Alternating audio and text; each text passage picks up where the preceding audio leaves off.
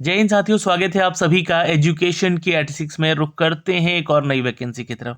दोस्तों, आपको बता दें कि सुबह से हमने आपको जो भी नोटिफिकेशन दिए हैं बिहार को लेकर, बिहार की नई वैकेंसीज को लेकर, आप उसको जाके देख लीजिएगा। किसी का नोटिफिकेशन आप लोगों तक नहीं पहुंचा है तो हमारा टेलीग्राम भी आप लोग ज्वाइन कर लीजिएगा। टेलीग्राम पे लिंक हमने शेयर कर दिया है, सारा का सारा जो भी अपडेट आपको आता है। अभी एक और वैकेंसीज का अपडेट आ रहा था, सोचा कि आप लोगों तक साझा किया जाए। तो ये है दिल्ली सरकार की तरफ से, राष्ट्रीय राजधानी क्षेत्र दिल्ली सरकार की तरफ से ये वैकेंसी है, जो कि गृह रक्षक यानी कि होम गार्ड की वैकेंसी है। होम गार्ड की वैकेंसी निकाली गई है दोस्तों यहाँ पे, जिसमें कि आपका नामांकन होगा और ये विज्ञापन है, यानी कि आपको नौकरी भी दी जाएगी इसके रिगार्डिंग। तो देखिए यहाँ पे जो है आप इसके लिए आवेदन कर सकते हैं 24 जनवरी से, यानी कि कल से, और 13 फरवरी लास्ट डेट होगा। जो भी छात्र इसको आवेदन करेंगे, ये एक्ट पढ़ लीजिएगा, होमगार्ड, बॉम्बे होमगार्ड एक्ट 1947 का है। इसी के अधीन ये वैकेंसीज निकाली जा रही है, जहाँ पे मार्च 2015 में इसके लिए कुछ नियमावली में बदलाव किए गए हैं। और ये जो है दिल्ली के लिए, दिल्ली होमगार्ड स्वयं सेवक वर्तमान में बॉम्बे होमगार्ड्स अधिनियम 1947 और दिल्ली होमगार्ड्स नियम 1959 के अनुसार ये स्वैच्छिक सेवा होता है, जिसके हेतु ये आपका वैकेंसी निकाला गया है। तो 10,285 पदों का टोटल वैकेंसी है। कैटेगरी वाइज यहाँ पर जो है आप लोगों का जो है सीट अलॉटमेंट भी किया गया है। क्षैतिज आरक्षण की बात की गई है। तो सबसे पहला सवाल यहाँ पर आपका यही आता है कि सर, ये जो वैकेंसी है, ये क्षैतिज आरक्षण की जब बात हो रही है, तो क्या यहाँ पर जो है सिर्फ और सिर्फ दिल्ली के छात्र ही इसको आवेदन करेंगे? तो इसका जवाब बिल्कुल हाँ है, क्योंकि सिर्फ और सिर्फ ये दिल्ली के छात्रों के लिए वैकेंसीज निकाली गई है। आप अदर स्टेट से हैं यहाँ पे, तो आपको जो है यहाँ पर छूट मिलेगा, जो जनरल कैटेगरी के सीट पे आपको प्रायोरिटी मिलता है। अब देखिए यहाँ पे जो है आपका पहले रिटन एग्जाम ना होकर पहले यहाँ पे होगा फिजिकल एग्जाम, यानी कि जो भी आपका पात्रता मानदंड है यहाँ पे देख लीजिएगा। तो भारत का नागरिक आपका होना चाहिए, इससे आपका योग्यता है, यानी कि ऑल इंडिया आप तो आएंगे ही आएंगे, है ना, ये नागरिक होना चाहिए आपका। और साथ में राष्ट्रीय राजधानी क्षेत्र दिल्ली का निवासी होना चाहिए। तो राष्ट्रीय राजधानी क्षेत्र जो भी है, जैसे कि एनसीआर भी होता है दिल्ली के अलावा, तो वो भी छात्र इसको आवेदन कर सकता है। ठीक है। दिल्ली के निवास प्रमाण पत्र आपसे मांगे जाएंगे। उम्मीदवार के पास निम्नलिखित में से कोई एक होना चाहिए। ठीक, तो ध्यान रखिएगा, इनमें से कोई एक होना चाहिए। तो आपके पास पासपोर्ट होगा तो चलेगा, चुनाव आयोग का फोटो आईडी प्रूफ तो चलेगा, यानी कि वोटर कार्ड, वर्तमान में वैध राशन कार्ड है तो चलेगा, जिसपे आपका नाम, आपका फोटो होना चाहिए। यदि राशन कार्ड उम्मीदवार की तस्वीर के बिना है, तो उसके पास जो है कोई अन्य पहचान पत्र होना चाहिए, जिसपे कि फोटो, जैसे कि आधार कार्ड वगैरह होना चाहिए। परिवहन विभाग से आपका जीएनसीटी दिल्ली द्वारा वैध ड्राइविंग लाइसेंस भी होना चाहिए। तो यहाँ पे डीएल होना चाहिए। दिल्ली के आवासीय पते के साथ साथ फोटो युक्त सार्वजनिक क्षेत्र के बैंक खाते भी आपके पास होना चाहिए, जो कि आपके पास पासबुक होना चाहिए। राजस्व विभाग जीएनसीटीडी के सक्षम अधिकार अधिकृत सरकारी प्राधिकार द्वारा जारी प्रमाण पत्र भी आपके पास होना चाहिए। तो ये आपको ध्यान में रखना है। ठीक है। यहाँ पे देखेंगे तो आयु जो है 45 से 20 वर्ष। अब यहाँ पे उल्टा क्यों लिखा गया है? तो मिनिमम आपका 20 साल होना चाहिए और मैक्सिमम 45 साल होना चाहिए। जी हाँ, यहाँ पे ध्यान रखिएगा, यानी कि आपका 1979 जो है लास्ट डीओबी होना चाहिए।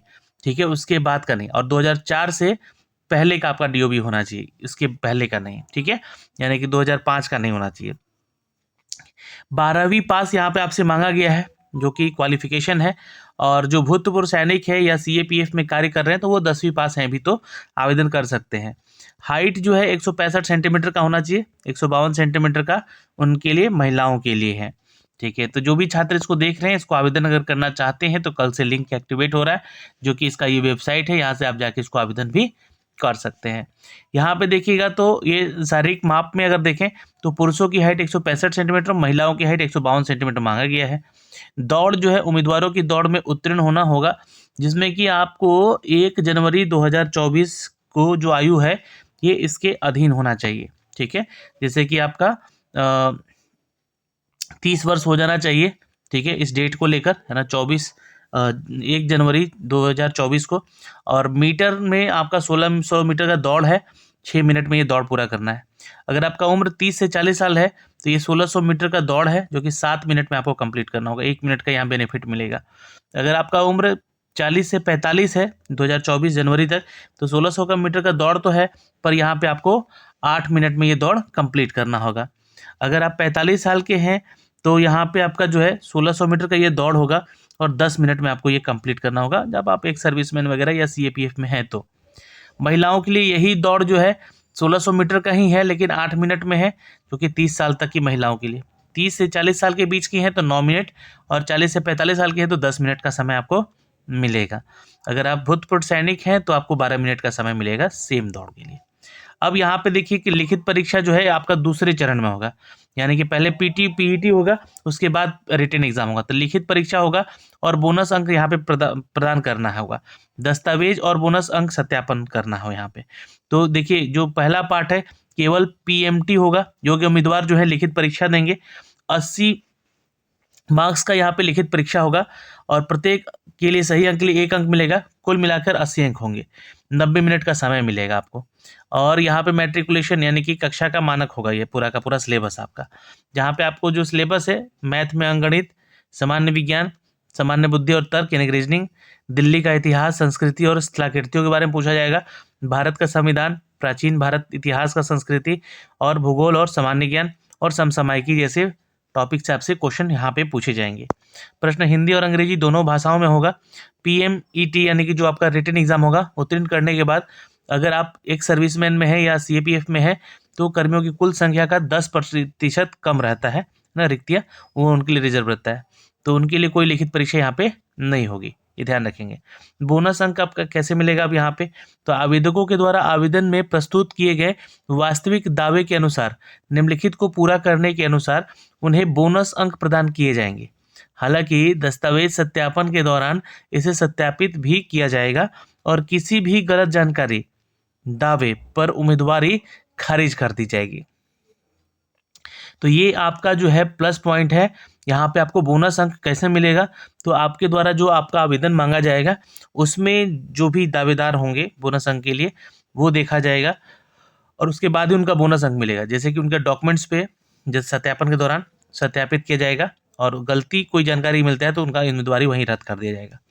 बोनस के रूप में 16 अंक आपको मिल सकते हैं। कैसे, अगर आपके पास एनसीसी का सी प्रमाण पत्र है, और ये सब डॉक्यूमेंट वेरिफिकेशन के समय जांचा जाएगा, है ना, तो एनसीसी का सी प्रमाण पत्र है तो 5 अंक, बी प्रमाण पत्र है तो 3 अंक और ए प्रमाण पत्र है तो 2 अंक, ये आपको यहाँ से मिलेगा।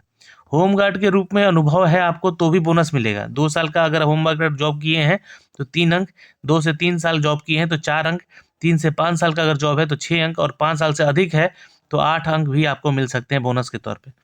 नागरिक सुरक्षा में अनुभव कैसे मिलेगा इसका बोनस, तो 2 वर्ष का है अगर आपको तो 2 अंक, 2 से 3 साल का अनुभव है यानी कि अगर पुलिस वगैरह है तो, है ना, तो नागरिक सुरक्षा को लेकर सिक्योरिटी गार्ड कहीं जॉब वगैरह किए हैं तो 3 से 5 साल का एक्सपीरियंस है तो 5 अंक, 5 वर्ष का एक्सपीरियंस है तो 6 अंक यहाँ से आपको मिल सकेगा।